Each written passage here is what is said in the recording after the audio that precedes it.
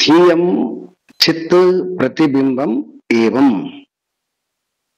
ದೇಹ, ಬುದ್ಧಿ ಮತ್ತು ಚಿತ್ತದ ಪ್ರತಿಬಿಂಬ, ಈ ಮೂರನ್ನ ವಿಸೃಜ್ಯ ಬುದ್ಧೌ ನಿಹಿತಂ ಗುಹಾಯಾಮ್. ಈ ಮೂರನ್ನ ಪಕ್ಕಕ್ಕೆ ಸರಿಸಿ ನೋಡಲಿ. ದೇಹಂ ಧೀ ಅಂದ್ರೆ ಅಲ್ಲಿ ಬುದ್ಧಿ, ಅಲ್ಲಿ ಮೊದಲು ಬುದ್ಧಿಯನ್ನು ಪಕ್ಕಕ್ಕೆ ಸರಿಸ್ಬೇಕಂತಾರೆ ಅವರು. ದೇಹ, ಬುದ್ಧಿ ಮತ್ತೆ ಚಿತ್ತ ಪ್ರತಿಬಿಂಬ. ಆದ್ರೆ ಮತ್ತೆ ಬರೀತಿರೋರು ಬುದ್ಧೌ ನಿಹಿತಂ ಗುಹಾಯಾಮ್ ಅಂತ. ಬುದ್ಧಿ ಎನ್ನುವಂತಹ ಗುಹೆಯಲ್ಲಿ ಯಾವನು ಅಡಗಿದ್ದಾನೆ ಅಂತ. ಈ ತರ ಶಬ್ದಗಳು ಬಹಳ ಸೂಕ್ಷ್ಮವಾಗಿರ್ತಕ್ಕಂಥವು.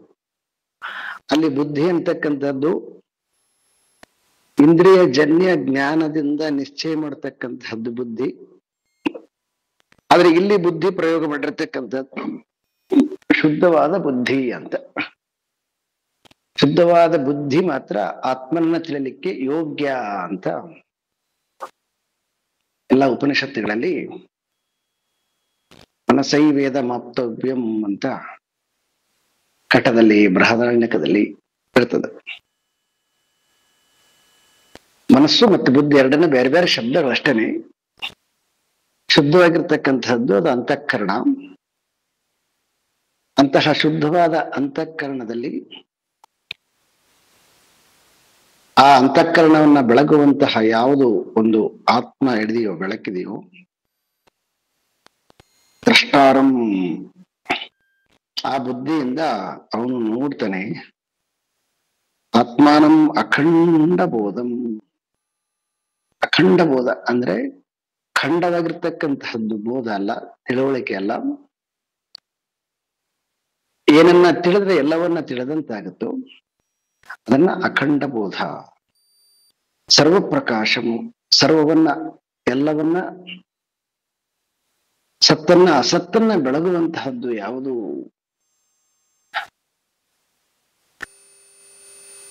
ಇನ್ನೊಂದು ಅರ್ಥದಲ್ಲಿ ಯಾವುದು ಶೇಷ ಮತ್ತು ಅಶೇಷ ಅಂದ್ರೆ ತೋರ್ತಕ್ಕಂತಹದ್ದು ಮತ್ತೆ ಕಣ್ಣಿಗೆ ಅತೀತವಾಗಿರ್ತಕ್ಕಂತಹದ್ದು. ಈಗ ಪ್ರಾಣ ಕಾಣೋದಿಲ್ಲ, ಮನಸ್ಸು ಕಾಣೋದಿಲ್ಲ. ಈ ತರ ಯಾವುದು ಕಣ್ಣಿಗೆ ಕಾಣುವಂತಹದ್ದು ಮತ್ತೆ ಕಣ್ಣಿಗೆ ಕಾಣದೇ ಇರತಕ್ಕಂತಹದ್ದು, ಎಲ್ಲವನ್ನ ಬೆಳಗ್ತಕ್ಕಂಥದ್ದು ಸರ್ವಪ್ರಕಾಶಂ, ಎಲ್ಲವನ್ನ ಬೆಳಗ್ತಕ್ಕಂಥದ್ದು. ಮತ್ತೆ ಸತ್ ಅಸತ್ ವಿಲಕ್ಷಣಂ, ಅದು ಆತ್ಮವಸ್ತು. ಸತ್ತ ಅಸತ್ತಿಗೆ ಅಂದ್ರೆ ಸತ್ತು ಅಂತಕ್ಕಂಥದ್ದು ಇಲ್ಲಿ ಯಾವುದು ನಮಗೆ ಕಣ್ಣಿಗೆ ಕಾಣುತ್ತಾ, ಆ ಕಣ್ಣಿಗೆ ಕಾಣತಕ್ಕಂತಹ ವಸ್ತುವಿನಿಂದ ಮತ್ತೆ ತೋರ್ತಕ್ಕಂಥ ವಸ್ತು ಮತ್ತೆ ಮರೆಯಾಗ್ತಕ್ಕಂಥ ವಸ್ತು, ಈ ಎಲ್ಲದಕ್ಕಿಂತನೂ ಕೂಡಗಿ ಸತ್ ಅಸತ್ ವಿಲಕ್ಷಣನಾಗಿರ್ತಕ್ಕಂಥದ್ದು. ಅಂದ್ರೆ ಅದನ್ನ ಆತ್ಮನನ್ನ ನಾವು ಸತ್ತಂಗಗಳಿಗೆ ಮತ್ತೆ ಸತ್ ಅಂದ್ರೆ ಅದ್ರ ಸ್ವರೂಪ ಅಲ್ರಿ ಅಂತ ಹಿಂಗ ಅರ್ಥ ಬರಬಾರ್ದು. ಸತ್ ಅಂತಂದ್ರೆ ಇಲ್ಲಿ ಯಾವುದು ಸಾಮಾನ್ಯ ಅರ್ಥದಲ್ಲಿ ಹೇಳಿದ್ದಾರೆ, ಯಾವುದು ನಮಗೆ ಚೇರು ಕುರ್ಚಿಗಳು ಹೆಂಗ ಕಾಣ್ತವಲ್ವ ಆ ರೀತಿಯಾಗಿ ಅದು ಕಾಣ್ತಕ್ಕಂಥದ್ದು ಅಲ್ಲ. ಮತ್ತೆ ಕಾಣದೇ ಇರ್ತಕ್ಕಂಥದ್ದು ಹೆಂಗ ಮನಸ್ಸು ಬುದ್ಧಿ ಅದಲ್ಲ, ಆ ರೀತಿ ಕಾಣದೇ ಇರ್ತಕ್ಕಂಥದ್ದು. ಇದು ಎಲ್ರಿಗಿಂತ ಅತೀತವಾಗಿರ್ತಕ್ಕಂಥದ್ದು ಸತ್ ಅಸತ್ ವಿಲಕ್ಷಣಾಭ್ಯಾಮ್ ಅಂತ. ಅಂತಹ ಆತ್ಮ ಅದು ಸ್ಥೂಲನೂ ಅಲ್ಲ, ಸೂಕ್ಷ್ಮನೂ ಅಲ್ಲ, ಅದು ಆಕಾರನೂ ಅಲ್ಲ, ನಿರಾಕಾರನೂ ಅಲ್ಲ. ಮತ್ತೆ ಅದು ಆಕಾರನೂ ಹೌದು, ನಿರಾಕಾರನೂ ಹೌದು ಇನ್ನೊಂದು ಅರ್ಥದಲ್ಲಿ. ಹಾಗಾಗಿ ಇಲ್ಲಿ ಸಾಮಾನ್ಯ ಅರ್ಥದಲ್ಲಿ ಸತ್ ಅಸತ್ಕ್ಕಿಂತ ವಿಲಕ್ಷಣವಾಗಿರ್ತಕ್ಕಂಥದ್ದು ಅಂತ ಹೀಗೆ ಹೇಳಿ ಮತ್ತೆ ಈಗ ಅದನ್ನ ಹೇಳ್ತಾರೆ ಅವರು, ನಿತ್ಯಂ ವಿಭುಂ ಸರ್ವಗತಂ ಸುಸೂಕ್ಷ್ಮಂ. ನಿತ್ಯಂ ಅಂತಂದ್ರೆ ಯಾವಾಗ್ಲೂ ಇರುವಂತಹದ್ದು. ಈಗ ನಮಗೆ ಏನು ಕಾಣಿಸಿಕೊಳ್ತಾವಲ್ವಾ, ದೇಶ ಕಾಲದಿಂದ ಕಾಣಿಸಿಕೊಳ್ತಕ್ಕಂತಹದ್ದು ಯಾವುದು ಇರುವಿಕೆ ಇದೆಯೋ ಇದು ಶಾಶ್ವತವಾಗಿರ್ತಕ್ಕಂತಹ ಸತ್ಯ ಅಲ್ಲ.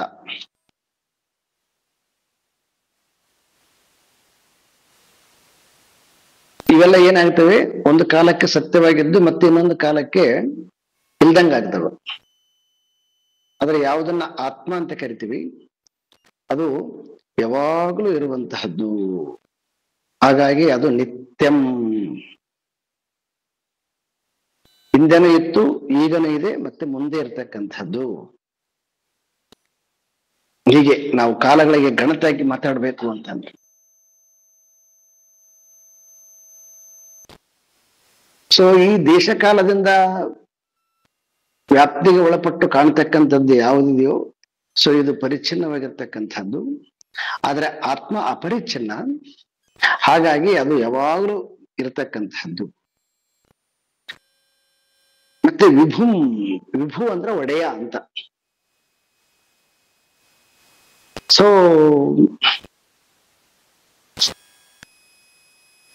ಯಾವುದನ್ನ ಅವನು ತನ್ನ ಇಚ್ಛಾ ಮಾತ್ರೇಣ, ಸಂಕಲ್ಪ ಮಾತ್ರೇಣ, ತನ್ನ ಇನ್ನು ಗೀತೆಯಲ್ಲಿ ಚೆನ್ನಾಗಿ ಹೇಳ್ತಾರೆ, ಏಕಾಂಶೇನ ಸ್ಥಿತ ಜಗತಃ ಅಂತ. ಒಂದು ಅಂಶದಿಂದ, ತನ್ನ ಒಂದು ಅಂಶದಿಂದ ಈ ಜಗತ್ತನ್ನ ಸೃಷ್ಟಿ ಮಾಡಿದನಲ್ವಾ. ಹಾಗಾಗಿ ಜಗತ್ತನ್ನು ಸೃಷ್ಟಿ ಮಾಡಿದ್ರಿಂದ ಅವನು ಬರೀ ಜಗತ್ತನ್ನ ಸೃಷ್ಟಿ ಮಾಡಿ ಎಲ್ಲೋ ದೂರದಲ್ಲಿದ್ದಾನಂತಲ್ಲ, ಅವನು ಇದರೆಲ್ಲ ವ್ಯವಹಾರಗಳಲ್ಲಿ ತಾನೇ ಇದ್ದಾನೆ, ಮತ್ತೆ ತಾನೇ ನಿಯಂತ್ರವಾಗಿದ್ದಾನೆ. ಯಾಕಂದ್ರೆ ಇಲ್ಲಿ ಯಾವ್ದಿರ್ಬೋದು, ನಮ್ ಕೈಲಿಲ್ಲ ಯಾವುದು. ಗಾಳಿ ಬೀಸೋದಿರ್ಬೋದು, ಬೆಂಕಿ ಉರಿಯೋದಿರ್ಬೋದು, ನೀರು ಹರಿಯೋದಿರ್ಬೋದು, ಭೂಮಿ ತಿರುಗೋದಿರ್ಬೋದು, ಸೂರ್ಯ ಚಂದ್ರ ಎಲ್ಲ ಏನ್ ಕಾಣ್ತೀವಿ ಯಾವ ನಮ್ ಕೈಲಿ ಇಲ್ಲ. ಇವು ಯಾವ ಎಲ್ಲ ಬರೀ ಅಷ್ಟೇ ಅಕ್ಕ, ನಮ್ ದೇಹದಲ್ಲಿ ಕೂಡ ಎಲ್ಲ ಚಾಲಕನ ಅವನೇ, ಸೂತ್ರಧಾರಿ ಅವನೇನೆ. ಈ ದೇಹ ತಗೊಳಕ್ಕೆ ಕಾರಣನೂ ಅವನೇನೆ, ದೇಹದಿಂದ ಕಳಸಕ್ಕೂ ಅವನೇ, ಎಲ್ಲದಕ್ಕೂ ಅವನೇನೆ. ಹಾಗಾಗಿ ಯಾವಾಗ ಅವನು ಜಗತ್ತಿಗೆ ಉತ್ಪತ್ತಿಯಾಗಿ ಈಶ್ವರ ಅಂತ ಕರಿತೀವಿ, ಮಾಯೆಯನ್ನ ತನ್ನ ಅಧೀನದಲ್ಲಿಟ್ಟುಕೊಂಡು ಮಾಯಾಂತ ಪ್ರಕೃತಿ ವಿದ್ಯಂ ಅಂತ ಶ್ವೇತಾಶ್ವತರ ಉಪನಿಷತ್ತು ಮಂತ್ರ ಯಾವ್ದ್ರದು ನೆನಪಿದೆ ಯಾರ್ಯಾರ?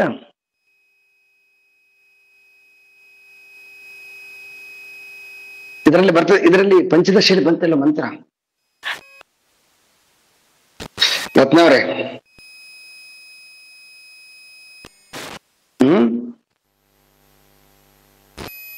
ರತ್ನವ್ರ ಇಲ್ವಾ? ಬಂದಿದೆ ಸರ್, ನೆನಪಿಲ್ಲ. ನೆನಪಿಲ್ವಾ? ಓಕೆ, ಮತ್ತೆ ನೀವು ಬರ್ತಿರ್ತೀರ, ಸ್ವಲ್ಪ ನೆನಪಿಟ್ಕೋಬೇಕು. ನೋಡಿ ಹೇಳ್ತೀನಿ ಸರ್ ಬೇಕಂದ್ರೆ.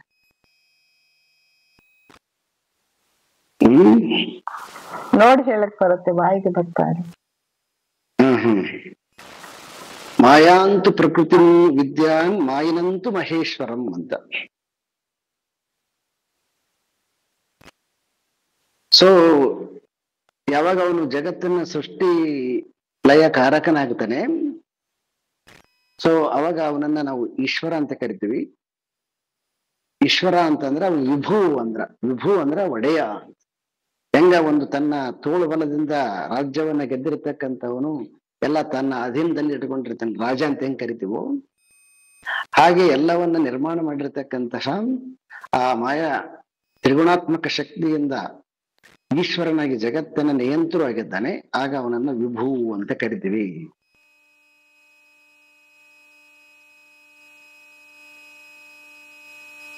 ತಸ್ಯ ವಯವಭೂತೈಸ್ತು ವ್ಯಾಪ್ತಂ ಸರ್ವಮಿದಂ ಜಗತ್ತು. ಅದಕ್ಕೆಲ್ಲವನ್ನ ಸರ್ವ ಜಗತ್ತನ್ನ ವ್ಯಾಪಿಸಿಕೊಂಡು ತನ್ನ ಅಧೀನದಲ್ಲಿ ಇಟ್ಟುಕೊಂಡಿರ್ತಕ್ಕಂಥವನು. ಇಲ್ಲಿ ಕೆಲವೊಂದು ವಾಕ್ಯಗಳು ಕನ್ಫ್ಯೂಸ್ ಆಗ್ತಾವ. ಸತ್ ಅಂತ ಹೇಳ್ತೀವಿ, ಇನ್ನೊಂದು ಕಡೆಗೆ ಸತ್ತು ವಿಲಕ್ಷಣ ಅಂತ ಕರಿತೀವಿ. ಈ ತರದ್ದು ಎಲ್ಲ ಕ್ವಶನ್, ಈ ತರದ್ದು ಎಲ್ಲ ವಿಷಯಗಳನ್ನ ಪ್ರಶ್ನೆಗಳ ಹಾಕಿ ಅದೆಲ್ಲ ಕ್ಲಿಯರ್ ಮಾಡ್ಕೋಬೇಕು. ಇಲ್ಲ ಅರ್ಥ ಆಗಿತ್ತಂದ್ರೆ ಬೇಡ. ಸೊ ನೀವು ಏನ್ ಪ್ರಶ್ನೆ ಕೇಳಿದ್ರಿ ಅಂದ್ರೆ ಅವಾಗ ಎಲ್ಲಿ ನಿಂತ್ಕೊಂಡಿರ್ತದೆ ಅಂತ ಗೊತ್ತಾಗುತ್ತೆ. ಇಲ್ಲ ಅಂತಂದ್ರೆ ನಿಮ್ಗೆಲ್ಲ ಸರಿಯಾಗಿ ಅರ್ಥ ಆಗುತ್ತೆ ಅಂತ ಹಂಗೆ ಮುಂದಕ್ಕೆ ಹೋಗ್ಬಿಡ್ತೀನಿ ನಾನು. ಇದರಿಗೆಲ್ಲ ತುಂಬಾ ತಿಳಿದವ್ರು ತಿಳಿದಿದ್ದೆಲ್ಲವೂ ಗೊತ್ತಾಗುತ್ತಿಲ್ಲ.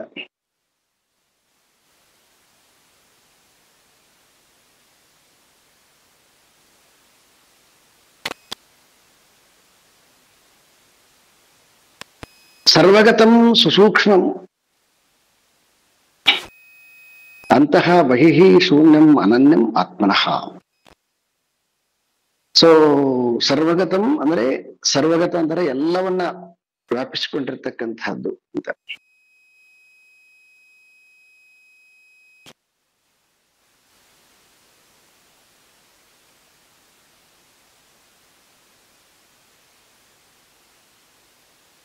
ಅಂತಹ ಬಹಿಃ ಅಂದ್ರೆ ಒಳಗೆ ಮತ್ತು ಹೊರಗೆ ಯಾವುದನ್ನ ಶೂನ್ಯ ಅಂತ ಕರೀತಾರೆ ಅಲ್ಲೇ ಕೂಡ. ಸೊ ಇದರಿಂದ ಏನ್ ಗೊತ್ತಾಗತ್ತಂತಂದ್ರೆ ಅನನ್ಯ ಅಂದ್ರೆ ಅವನನ್ನ ಬಿಟ್ಟು ಮತ್ತೆ ಇನ್ನೊಂದು ಅನ್ಯ ವಸ್ತು ಇಲ್ಲ ಅಂತ. ಅದು ಸತ್ಯನಿರ್ಲಿ ಅಸತ್ಯನಿರ್ಲಿ ಶೂನ್ಯನೇ ಇರ್ಲಿ ಯಾವುದು ಏನ್ ಕರಿತೀರಿ ಎಲ್ಲವನ್ನ ವ್ಯಾಪಿಸಿಕೊಂಡಿರ್ತಕ್ಕಂಥದ್ದು. ಸರ್ವಗತಂ ಸುಸೂಕ್ಷ್ಮ ಸ್ಥೂಲವಾಗಿ ಸೂಕ್ಷ್ಮವಾಗಿ ಎಲ್ಲವನ್ನ ವ್ಯಾಪಿಸಿಕೊಂಡಿರ್ತಕ್ಕಂಥದ್ದು ಯಾವುದು ಇದೆಯೋ ಅದನ್ನು ಬಿಟ್ರೆ ಮತ್ತೆ ಇನ್ನೊಂದು ಇಲ್ಲ, ಯಾವುದು ಬೇರೆ ಇಲ್ಲ. ಇರೋದೆಲ್ಲ ಒಂದೇ ಬ್ರಹ್ಮ. ಬ್ರಹ್ಮನನ್ನ ಬಿಟ್ರೆ ಮತ್ತೆ ಇನ್ನೊಂದು ಇಲ್ಲ.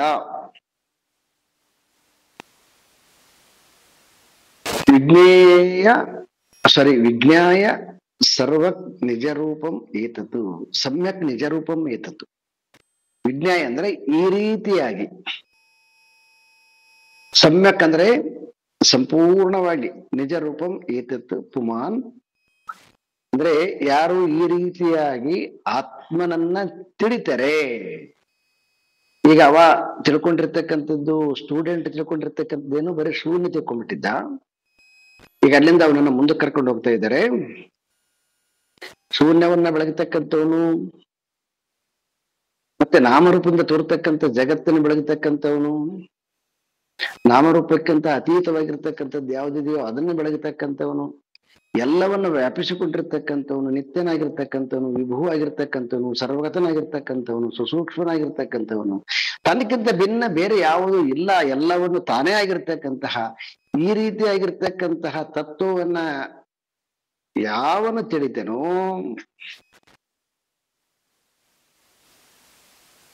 ಸೊ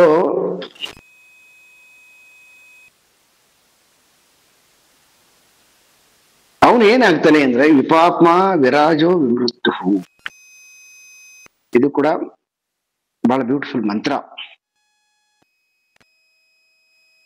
ವಿಪಾಪ ಅಂದ್ರೆ ಅವನು ಪಾಪರಹಿತನಾಗ್ತಾನೆ, ವಿರಾಜು ಅಂದ್ರೆ ಯಾವುದೇ ಗುಣಗಳಿಲ್ದವನಾಗುತ್ತಾನೆ, ವಿಮೃತ್ತು ಅಂದ್ರೆ ಮೃತ್ಯುವಿನಿಂದ ಪಾರಾಗುತ್ತಾನೆ.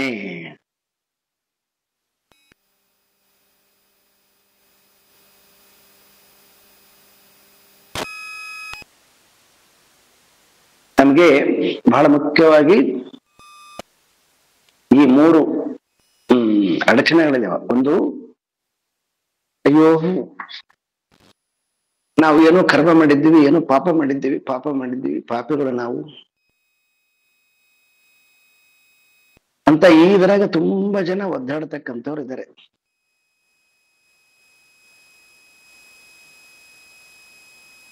ಎಲ್ಲರೂ ಅದೇ ತರ ಇರ್ತಾರಂತಲ್ಲ, ಆದ್ರೆ ಕೆಲವೊಬ್ಬರು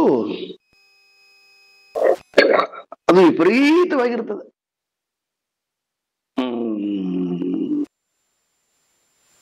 ನಾನು ತಪ್ಪು ಮಾಡಿದ್ದೀನಿ, ನಾನು ಪಾಪಿ ಅಂತ ಹೇಳಿ. ಸೊ ಈ ಆತ್ಮನನ್ನ ಯಾರ ತಿಳಿತಾರೋ ಅವಾಗ ಅವರು ವಿಪಾಪ ಅಂದ್ರೆ ಪಾಪದಿಂದ ಮುಕ್ತನಾಗ್ತಾನೆ. ಇನ್ನು ವಿರಾಜೋ ಅಂತಂದ್ರೆ ಗುಣಗಳಿಂದ ಅತೀತನಾಗಿರ್ತಕ್ಕಂಥವನು. ಅಂದ್ರೆ ಈ ಸತ್ವ ರಜತಮ ಅಂತಕ್ಕಂತಹ ಮೂರು ಗುಣಗಳಿಗೆ ಬದ್ಧನಾಗಿ ಏನು ಕಾರ್ಯವನ್ನ ಮಾಡ್ತಾನೆ, ಅವನು ಗುಣಕ್ಕೆ ಅಧೀನಾಗಿರ್ತಾನೆ, ಅವನಿನ್ನು ಮಾಯದಲ್ಲಿರ್ತಾನೆ. ಆದ್ರೆ ಯಾರು ಈ ಆತ್ಮನನ್ನ ತಿಳಿತಾನೋ ಅವಾಗ ಅವನು ಈ ಗುಣದಿಂದ ಸ್ವಭಾವದಿಂದ ಮುಕ್ತನಾಗ್ತಾನೆ, ಜೀವ ಸ್ವಭಾವದಿಂದ ಮುಕ್ತನಾಗ್ತಾನೆ. ಮತ್ತೆ ಮೂರನೇದು, ಜೀವನಿಗಿರ್ತಕ್ಕಂತಹ ಜನ್ಮ ಮರಣ ಅಂತಕ್ಕಂತಹದ್ದು ಏನಿದೆಯೋ ಆ ಜನ್ಮ ಮರಣವನ್ನ ಮೃತ್ಯುವನ್ನ ಮೀರ್ತಾನೆ ಅಂತಂದ್ರೆ ಯಾವಾಗ ಅವನು ಅಮೃತನಾಗ್ತಾನೆ ಪುನಃ ಜನಿಸುದಿಲ್ಲ ಅಂತ. ಅಮೃತನಾಗ್ಲಾರ್ದ ಬರೀ ಮೃತ್ಯುಗೆ ವಶ ಆದ್ನಂದ್ರೆ ಮತ್ತೆ ಜನನಾಗುತ್ತೆ ಅವನಿಗೆ. ಈ ತುಂಬಾ ಜನಕ್ಕೆ ಈ ವಿಷಯದಲ್ಲಿ ಭಾರಿ ಗೊಂದಲ, ಕನ್ಫ್ಯೂಸು ಬಹಳ ಸಿಕ್ಕಾಪಟ್ಟೆ. ಕೆಲವೊಬ್ಬರೆಲ್ಲ ಕೇಳ್ತಿರ್ತಾರ, ಈ ಕೆಲವೊಬ್ರು ಯಾರು ಒಂದಿಷ್ಟು ತಪಸ್ಸು ಮಾಡಿರ್ತಕ್ಕಂಥವ್ರು, ಅವ್ರು ಹಿಂಗ ದೇಹ ಬಿಟ್ರಲ್ವಾ, ಸೊ ಅವ್ರು ಮುಕ್ತಾತ್ಮರಂತ ಹೇಳ್ಬೋದ ನಾವು, ತಿರುಗಿ ಅವ್ರು ವಾಪಸ್ ಜನಿಸೋದಿಲ್ವಾ? ಈ ತರ ಎಲ್ಲ ಪ್ರಶ್ನೆಗಳು ಸುಮಾರು ಕೆಲವೊಂದು ಕಡೆಗೆ ಬರ್ತಿರ್ತಾವ. ಅದೆಂತ ಮರಣ, ಇದೆಂತ ಮರಣ?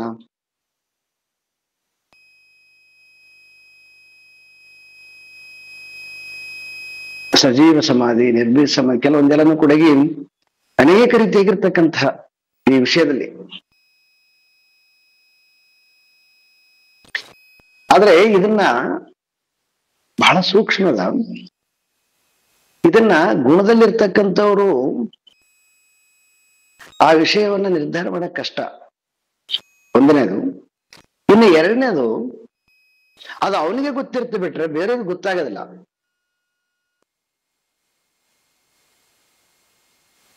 ಯಾಕಂದ್ರೆ ಒಂದು ವಸ್ತುವನ್ನ ನೋಡಿದ್ನಂತಂದ್ರೆ ನಾನು ಭಯ ಪಡದೇ ಇರೋದಾಗ್ಲಿ ನನಗ್ ಗೊತ್ತಿರುತ್ತ, ಬೇರೆಯವ್ರಿಗೆ ಗೊತ್ತಾಗೋದಿಲ್ಲ. ಅದು ಬೇರೆಯವ್ರಿಗೆ ಯಾವಾಗ ಗೊತ್ತಾಗತ್ತಂದ್ರ ನಾನು ಆ ವಿಷಯದಲ್ಲಿ ಭಯಪಟ್ಟಿರೋದು ನೋಡಿದಾಗ ಮಾತ್ರ ಗೊತ್ತಾಗತ್ತೆ, ಬಿಟ್ರೆ ನನ್ನ ಅವ್ರು ನೋಡದೇ ಇದ್ದಾಗ ನನ್ನ ಬಗ್ಗೆ ಅವ್ರಿಗೆ ಗೊತ್ತಾಗಲ್ಲ.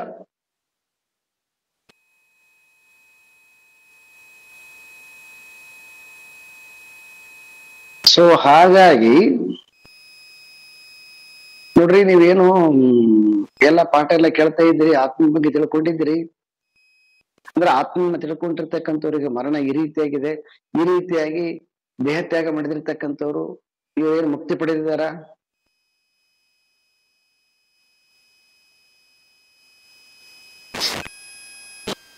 ಸೊ ಈ ರೀತಿಯಾಗಿರ್ತಕ್ಕಂಥ ದ್ವಂದ್ವಗಳಿಂದ ನಾವು ಮನಸ್ಸು ಸ್ವಲ್ಪ ಹೊರಗಡೆ ಬರ್ಬೇಕಂದ್ರೆ ಫಸ್ಟ್ ಆ ವಿಷಯದಲ್ಲಿ ಬೇರೆಯವರು ಸರ್ಟಿಫಿಕೇಟ್ ಕೊಡಂಗಿಲ್ಲ.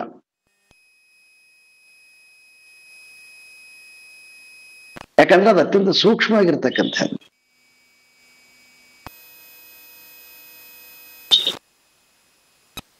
ಹಾಗಾಗಿ ಈ ಮೂರು ವಾಕ್ಯಗಳು, ಇವು ಮೂರು ಸಾಮಾನ್ಯವಾಗಿ ಜೀವನಿಗಿರ್ತಕ್ಕಂತಹ ಮೂರು ಮುಖ್ಯವಾಗಿರ್ತಕ್ಕಂತಹ ಪ್ರತಿಬಂಧಕಗಳು. ಮೊದಲನೇದು ನಾನು ಪಾಪಿ ಅನ್ಕೊಂಡಿರ್ತಕ್ಕಂಥದ್ದು, ಎರಡನೇದು ಗುಣಗಳಿಗೆ ಬದ್ಧನಾಗಿರ್ತಕ್ಕಂಥದ್ದು, ಮೂರನೇದು ಮೃತ್ಯುಮುಖವಾಗಿರ್ತಕ್ಕಂಥದ್ದು. ಸೊ ಇಲ್ಲಿ ಶಂಕರರು ನಮಗೆ ಉಪನಿಷತ್ತಿನ ವಾಣಿಯಿಂದ ಡಿಕ್ಲೇರ್ ಮಾಡ್ತಾ ಇದ್ದಾರೆ, ಯಾರು ಆತ್ಮನನ್ನ ತಿಳಿತಾನೆ ಅವನು ಪಾಪ ರಹಿತನಾಗಿರ್ತಾನೆ, ಗುಣಗಳಿಗೆ ಅತೀತನಾಗಿರ್ತಾನೆ, ಮೃತ್ಯುವಿಗಿಂತ ದಾಟಿ ಅಮೃತತ್ವವನ್ನು ಪಡೆದಿರ್ತಾನೆ. ಏತತ್ ವಿಜ್ಞಾಯ. ಇದು ನೋಡಯ್ಯ ಆತ್ಮ. ಸೊ ಎಲ್ಲೋ ನಿಂತುಕೊಂಡು ಇದನ್ನ ಆತ್ಮ ಅಂತ ಕನ್ಸಿಡರ್ ಮಾಡಬೇಡ.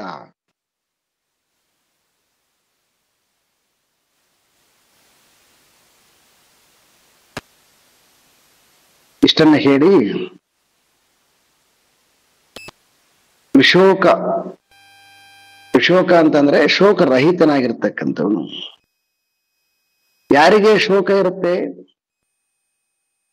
ಯಾರಿಗೆ ತನಕ್ಕಿಂತ ಇನ್ನೊಂದು ಭಿನ್ನವಾಗಿರ್ತಕ್ಕಂತಹ ವಸ್ತುವನ್ನ ನೋಡ್ತಾನೆ ಅವನಿಗೆ ಶೋಕ ಇರ್ತದೆ.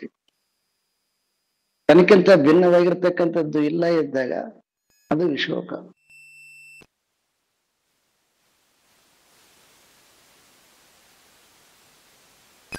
ಈ ರಾಮಾಯಣದಲ್ಲಿ ಸೀತೆಯನ್ನ ಅಶೋಕವನ ಅಂತ ಬರ್ತದೆ ನಿಮಗೆ ವಾಲ್ಮೀಕಿ ರಾಮಾಯಣದಲ್ಲಿ. ಅಶೋಕವನ ಅದು ಎಂತವನ ಅಂತಂದ್ರೆ ಅಶೋಕವನ ಅಂತ ಅಂದ್ರೆ ಶೋಕರಹಿತವಾಗಿರ್ತಕ್ಕಂಥದ್ದು. ಆದ್ರೆ ಹೊರಗಡೆ ನೋಡ್ಲಿಕ್ಕೆ ಸೀತೆ ಶೋಕ ತಪ್ತಳಾಗಿ ಇರುವಂತೆ ಕಾಣಿಸ್ತಾ ಇತ್ತು. ಆದ್ರೆ ಅದು ಅಶೋಕವನ. ಯಾಕೆ ಆ ರೀತಿಯಾಗಿ ಅಲ್ಲಿ ಬ್ಯೂಟಿಫುಲ್ ಆಗಿ ವಾಲ್ಮೀಕಿಗಳು ಚಿತ್ರಿಸಿದ್ದಾರೆ ಅಂದ್ರೆ, ಹೊರಗೆ ಸಾಮಾನ್ಯವಾಗಿ ನೋಡ್ಲಿಕ್ಕೆ ರಾಮನಿಂದ ದೂರ ಬಂದಿರೋದ್ರಿಂದ ಅವಳಿಗೆ ಸಾಮಾನ್ಯವಾಗಿರ್ತಕ್ಕಂತಹ ಬಾಹ್ಯವಾಗಿ ಅವಳು ಶೋಕವಾಗಿ ಕಂಡಿದ್ರೂ ಕೂಡ ಆದ್ರೆ ಅಂತರಂಗದಲ್ಲಿ ಅವಳಿಗೆ ಎಷ್ಟು ಸ್ಪಷ್ಟವಾಗಿ ಇತ್ತಂತಂದ್ರೆ, ರಾವಣನ ಎಷ್ಟು ಪರಾಕ್ರಮಗಳು ಆ ಎಲ್ಲ ಸುತ್ತ ಇರ್ತಕ್ಕಂತಹ ಆ ಸೇವಕಿಯರು ರಾವಣನ ಬಗ್ಗೆ ಅಷ್ಟು ವಿಪರೀತವಾಗಿ, ಅಂದ್ರೆ ಅವನೇನು ವಿಪರೀತ ಅಂದ್ರೆ ಏನು ಹೇಳಕ್ಕಿಲ್ಲ, ಅವನಲ್ಲಿ ಅಷ್ಟು ಸಾಮರ್ಥ್ಯ ಇತ್ತು. ಆ ಸಾಮರ್ಥ್ಯವನ್ನೆಲ್ಲ ಹೊಗಳ್ತಾ ಇದ್ರು. ರಾವಣನ ಬಗ್ಗೆ, ಅವನ ಬಲದ ಬಗ್ಗೆ ಇರ್ಬೋದು, ಅವನ ಅಧಿಕಾರದ ಬಗ್ಗೆ ಇರ್ಬೋದು, ಅವನ ಸಂಪತ್ತಿನ ಬಗ್ಗೆ ಇರ್ಬೋದು, ಅವನ ರಾಜ್ಯದ ಬಗ್ಗೆ ಇರ್ಬೋದು, ಅವನ ಸುಂದರತೆಯ ಬಗ್ಗೆ ಇರ್ಬೋದು, ಅವನಲ್ಲಿರ್ತಕ್ಕಂಥ ಸಿದ್ಧಿಗಳ ಬಗ್ಗೆ ಇರ್ಬೋದು, ಆ ಎಲ್ಲ ಸೇವಕಿಯರು ಆ ಸೀತೆಯನ್ನ ಮನಸ್ಸನ್ನು ಡೈವರ್ಟ್ ಮಾಡ್ಲಿಕ್ಕೆ ಅವನು ನಿಯೋಜಿಸಿದ್ದ. ಆದ್ರೆ ಸೀತೆ ಅವಳು 13 ವರ್ಷಗಳ ಕಾಲ ರಾಮನ ಜೊತೆಗೆ ಆ ಕಾಡಲ್ಲಿ ಇರೋದ್ರಿಂದ, ರಾಮನ ಎಲ್ಲ ಸಾಮರ್ಥ್ಯಗಳು ಅವನಿಗೆ ಗೊತ್ತಿರೋದ್ರಿಂದ ಅವಳಿಗೆ ಒಳಗಡೆಗೆ ಒಂದು ಸ್ವಲ್ಪನೂ ಕೂಡ ಆ ವಿಷಯದಲ್ಲಿ ಸಂಶಯ ಬರ್ತಿದ್ದಿಲ್ಲ.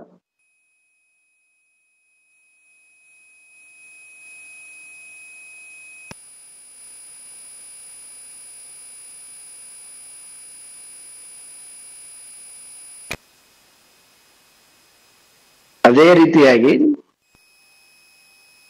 ಆತ್ಮನನ್ನು ತಿಳಿದಿರ್ತಕ್ಕಂತಹ ವ್ಯಕ್ತಿ ಎಲ್ಲ ಶೋಕಗಳಿಂದ ದಾಟಿರ್ತಾನೆ. ಅದು ಆತ್ಮನ ಲಕ್ಷಣ. ಬಾಹ್ಯವಾಗಿ ಅದನ್ನ ಗುರುತಿಸಕ್ಕಾಗೋದಿಲ್ಲ, ಆದ್ರೆ ಅಂತರಂಗದಲ್ಲಿ ಮಾತ್ರ ಅವನು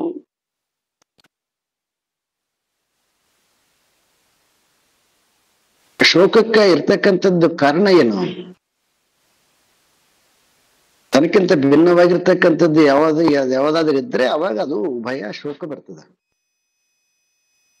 ಆತ್ಮನ್ನ ತಿಳಿದಿರ್ತಕ್ಕಂಥ ವ್ಯಕ್ತಿ ಸರ್ವ ಆತ್ಮ ಅಂತ ಆದಾಗ ಅವನಿಗೆ ಶೋಕ ಇಲ್ಲಿರ್ತದೆ. ಕಶೋಕ ಅಂತ, ಮೋಹ ಇಲ್ಲಿ, ಶೋಕ ಇಲ್ಲಿ ಅಂತ ಮುಂಡಕದಲ್ಲಿ ಅಂತಾರೆ, ಕಟದಲ್ಲಿ ಕೂಡ.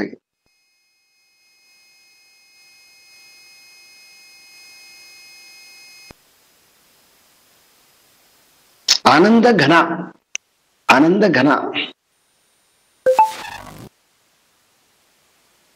ಘನ ಅಂದ್ರೆ ಭಾರ, ದೀರ್ಘ ಅಂತ. ಈ ಆನಂದ ಘನ ನಾವು ಎಲ್ಲಿ ಕಾಣುತ್ತೀವಿ ಅಂತಂದ್ರೆ, ದೀರ್ಘವಾದ ಆನಂದವನ್ನ ನಾವು ಸುಷುಪ್ತಿಯಲ್ಲಿ ಕಾಣುತ್ತೀವಿ.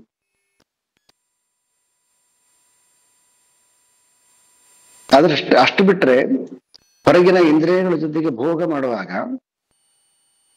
ಅಷ್ಟು ದೀರ್ಘವಾಗಿರ್ತಕ್ಕಂತಹ ಆನಂದವನ್ನ ನಾವು ಆ ದೀರ್ಘ ಡ್ಯೂರೇಷನ್ ಇರಕ್ಕಾಗಲ್ಲ. ಯಾಕಂದ್ರೆ ಇಲ್ಲಿ ಕೆಪಾಸಿಟಿ ಕಡಿಮೆ ಅದ ಮನುಷ್ಯಂದು. ಆದ್ರೆ ಇಂದ್ರಿಯಗಳಿಗೆ ಅತೀತವಾಗಿರ್ತಕ್ಕಂಥದ್ದು ಲಯ ಆದಾಗ ಏನು ಅಜ್ಞಾನದಲ್ಲಿ ಆನಂದ ಇರ್ತದಲ್ಲ, ಅದು ಘನತರವಾಗಿರ್ತಕ್ಕಂತಹ ಆನಂದ ಸ್ಥಿತಿ. ಆದ್ರೆ ಎದ್ಮೇಲೆ ಏನಾಗುತ್ತೆ ಮತ್ತೆ ನಾರ್ಮಲ್ ಆಗಿಬಿಡ್ತದೆ. ಆದ್ರೆ ಯಾರು ಆತ್ಮನ ತಿಳ್ಕೊಂಡಿರ್ತಾನ ಅವನು ಜಾಗೃತದಲ್ಲಿ ಇರ್ಲಿ, ಸುಷುಪ್ತಿಯಲ್ಲಿರ್ಲಿ, ಸ್ವಪ್ನದಲ್ಲಿರ್ಲಿ, ಅವನು ಮೂರರಲ್ಲಿ ಕೂಡಗಿ ಆನಂದ ಘನದಿಂದ ಸ್ವಲ್ಪನೂ ಕೂಡಗಿ ಅವನು ಚಂಚಲವಾಗದಿಲ್ಲ. ಯಾಕಂತಂದ್ರೆ ಇಲ್ಲಿಯ ಘಟನೆಗಳು, ಇಲ್ಲಿಯ ವ್ಯವಹಾರಗಳೆಲ್ಲವೂ ಕೂಡ ಅವು ಅವು ಯಾವ ಅಂಟ್ಕೊಂಡಿಲ್ಲ ಅವನಿಗೆ. ನಮಗೇನಾಗ್ಯಾವ, ಅವು ಅಂಟಿಕೊಂಡ್ಬಿಟ್ಟವ.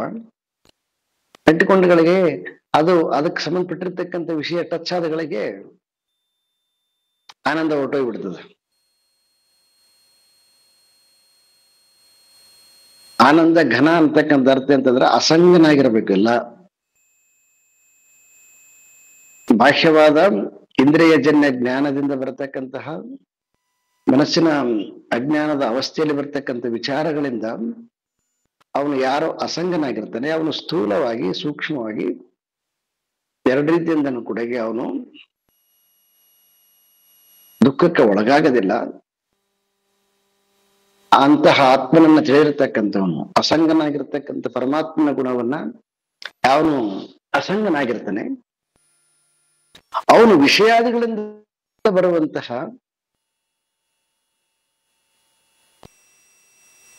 ವಿಷಯಾನಂದದಿಂದ ಅವನು ರಮಿಸೋದಿಲ್ಲ. ಅವನು ಹಾಗಾಗಿ ಅವನನ್ನ ಆನಂದ ಘನ,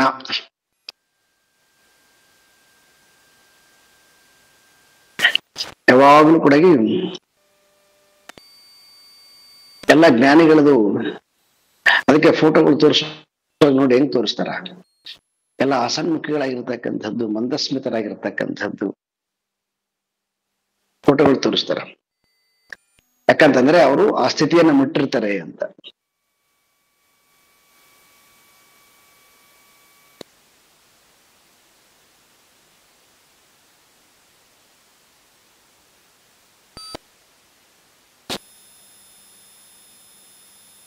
ಈ ರೀತಿಯಾಗಿ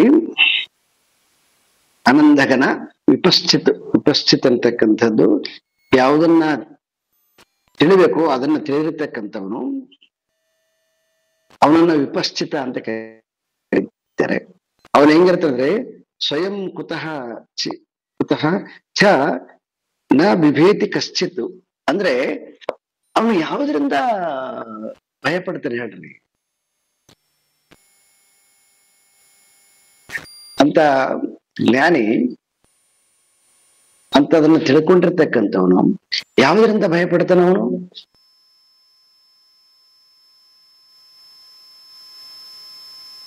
ಅವನು ಛಾಂದೋಗ್ಯದಲ್ಲಿ ಬರುತ್ತೆ, ಹೆದರಿಕೆಯನ್ನ ಕಳ್ಕೊಂಡಿರ್ತಕ್ಕಂಥವನು. ಹೆದರಿಕೆ ಯಾವಾಗಿರ್ತದೆ? ದ್ವೈತದಲ್ಲಿ ಹೆದರಿಕೆ ಇರ್ತದೆ. ದ್ವೈತ ಅಂದ್ರೆ ತನಕ್ಕಿಂತ ಭಿನ್ನವಾಗಿರ್ತಕ್ಕಂಥದ್ದು ವಸ್ತು ಇದೆ ಅಂತಕ್ಕಂಥ ಇದ್ದಾಗ ಮಾತ್ರ ಹೆದರಿಕೆ ಇರ್ತದೆ. ತನ್ನನ್ನು ಬಿಟ್ಟು ಮನೆಯಲ್ಲಿ ಇನ್ನೊಬ್ಬರು ಇಲ್ಲ ಅಂತಂದಾಗ, ಹೆಂಗ ಮನೆಯಲ್ಲಿ ಯಾವುದು ಕಳತನ ಆಗ್ಲಿಕ್ಕೆ ಸಾಧ್ಯ ಇಲ್ಲವೋ ಅಂತಕ್ಕಂಥ ಎಷ್ಟು ನಿಶ್ಚಯ ಆಗಿರ್ತದೋ, ಆ ರೀತಿಯಾಗಿ ತನ್ನನ್ನು ಬಿಟ್ಟು ಬೇರೆ ಇನ್ನು ಏನು ಇಲ್ಲ. ನಮ್ಗಿಂತ ನಮ್ಗೆ ಯಾಕೆ ಭಯದಂದ್ರೆ, ನಮ್ಗಿಂತ ಭಿನ್ನವಾಗಿರ್ತಕ್ಕಂಥದ್ದು ಏನಾರು ನಮಗ್ ಮಾಡಿದ್ರೆ ಏನಾಗುತ್ತೆ ಏನಂತಕ್ಕಂಥದ್ದು ಹೆದರಿಕೆ ಅದ ನಮಗೆ. ವ್ಯಕ್ತಿಗಳಿರ್ಬೋದು, ಪ್ರಾಣಿಗಳಿರ್ಬೋದು, ಪಕ್ಷಿಗಳಿರ್ಬೋದು, ಅಥವಾ ಭೂತಗಳಿರ್ಬೋದು, ಬೆಂಕಿಯಿಂದ, ಜಲದಿಂದ, ವಾಯುವಿನಿಂದ, ಅಗ್ನಿಯಿಂದ, ಹೀಗೆಲ್ಲ. ಹಂಗಾಗಿ ನಮಗೆ ಹೆದರಿಕೆ ಯಾವಾಗಲೂ ಕೂಡ.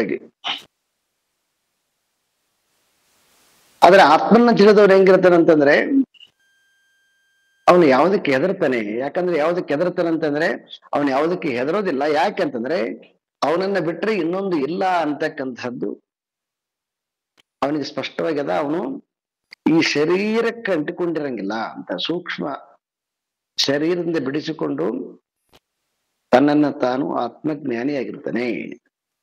ಆತ್ಮ ಅಂತಕ್ಕಂಥದ್ದು ಸರ್ವಗತವಾಗಿರ್ತಕ್ಕಂಥದ್ದು, ಸರ್ವವನ್ನು ವ್ಯಾಪಿಸಿಕೊಂಡಿರ್ತಕ್ಕಂಥದ್ದು, ತಾನೇ ತಾನಾಗಿರ್ತಕ್ಕಂಥದ್ದು.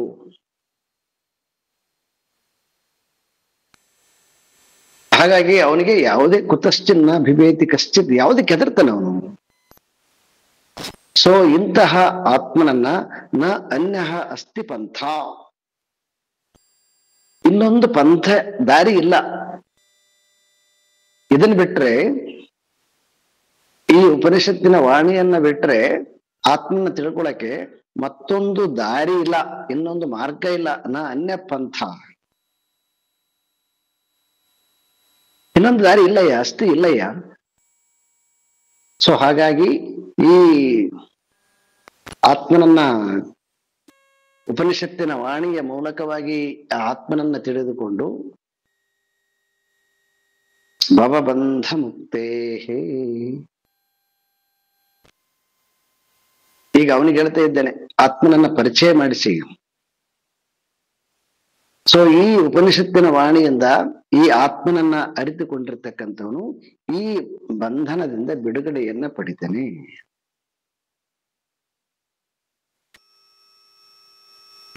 ವಿನಾ ಸ್ವತತ್ವ ಅವಗತಂ, ಈ ತತ್ವವನ್ನ ಅಳವಡಿಸಿಕೊಂಡಾಗ ಅವನು ಮುಮುಕ್ಷು. ಅಂದ್ರೆ ಅಂತಹ ಮುಮುಕ್ಷು ಈ ತತ್ವವನ್ನ ತಿಳಿದುಕೊಂಡು ಭವಬಂಧ ಮುಕ್ತಹಿ, ಈ ಭವಬಂಧನದಿಂದ ಮುಕ್ತನಾಗ್ತಾರೆ. ಮತ್ತೆ ವಿನಾ ಬೇರೆ ಮತ್ತೆ ಯಾವುದರಿಂದ ಸಾಧ್ಯ ಇಲ್ಲ ಅಂತಕ್ಕಂಥದ್ದನ್ನ ಇಲ್ಲಿ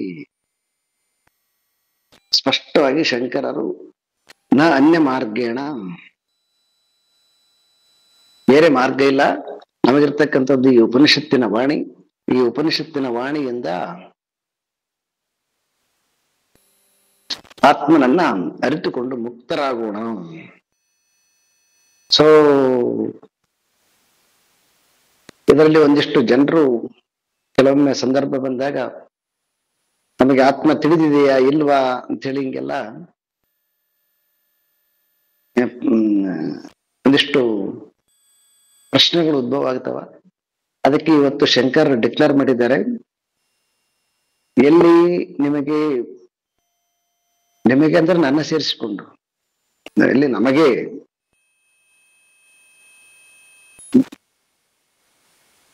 ನಾವು ಸಂಪೂರ್ಣವಾಗಿ ಭಯವನ್ನ ಯಾರು ಕಳ್ಕೊಂಡಿರ್ತೀವಿ, ಮತ್ತೆ ಯಾವಾಗಲೂ ಕೂಡ ಆನಂದ ಸ್ವರೂಪರಾಗಿರ್ತೀವಿ, ಮತ್ತೆ ಯಾವಾಗಲೂ ಕೂಡ